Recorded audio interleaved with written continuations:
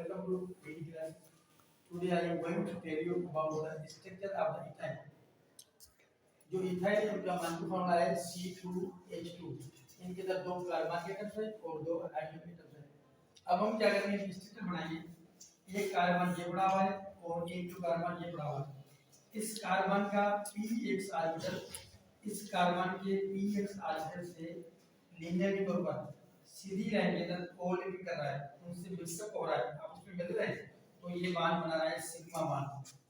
फिर क्या हुआ कि ये जो कार्बन का एटम है ये लीनियर तौर पर इसी तरह इस हाइड्रोजन के साथ मिल रहा है, तो ये भी बना रहा है लीनियरली सिग्मा बांड बना रहा है। और ये जो कार्बन है इस हाइड्रोजन के साथ लीनियरली मिल रहा है, तो ये भी बना रहा है सिग्मा बांड।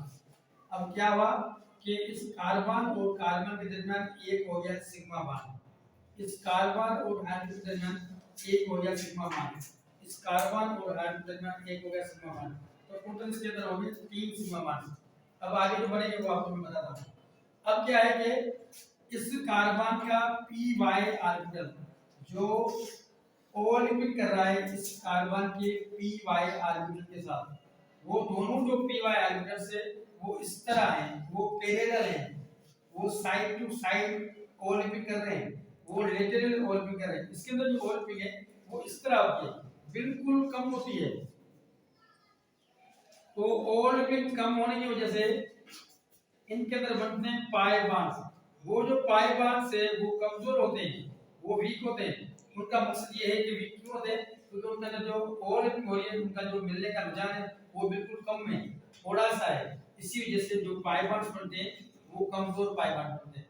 अब क्या हुआ इसके बाद इस कार्बन का pz ऑर्बिटल इस कार्बन के जो pz ऑर्बिटल के साथ का पैरेलल जो ये साइड टू साइड में ओवरलैपिंग है या लेटरल जो ओवरलैपिंग है उनके साथ मिल रहा है, तो ये भी क्या बना रहा है, ये भी बना रहा है पाई बॉन्ड्स। अब क्या हुआ कि इस स्ट्रक्चर को जनरल तौर पर हम इस तरह लिख सकते हैं H bond C bond H।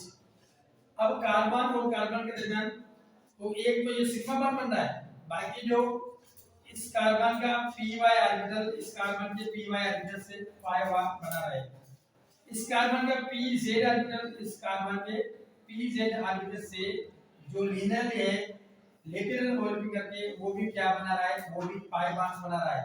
इसी तरह आपको मैंने पहले बता दिया गया कि जब भी डबल बॉन्ड होंगे उनमें से एक सिग्मा बॉन्ड होगा एक पाई बॉन्ड होगा, जब भी ट्रिपल बॉन्ड होगा उनमें से दो पाई बॉन्ड होंगे एक सिग्मा बॉन्ड होगा। जनरल तौर पर क्या हुआ कि इनके अंदर दो पाई बॉन्ड्स हैं और एक सिग्मा बॉन्ड है, एक सिग्मा बॉन्ड ये पड़ा हुआ एक सिग्मा बॉन्ड ये पड़ा हुआ, ये हो गए दो सिग्मा बॉन्ड। तो टोटल जो सिग्मा बॉन्ड कितने हो गए, 3 सिग्मा बॉन्ड।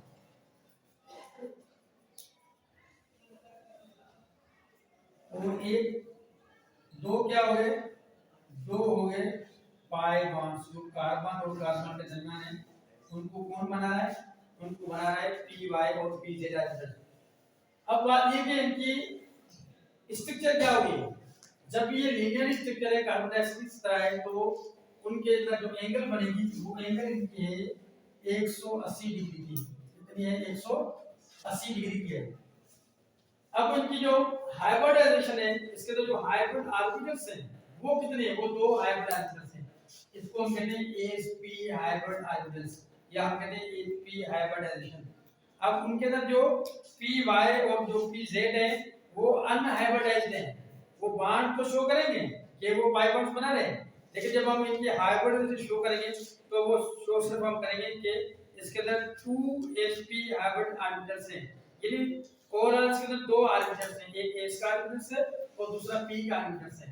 बाकी जो अनहाइब्रिडाइज्ड है उनकी जो पाई बॉन्ड्स है वो हम शो करेंगे, वो बताएंगे, बाकी उसका हाइब्रिड से शो नहीं करेंगे। Thank you.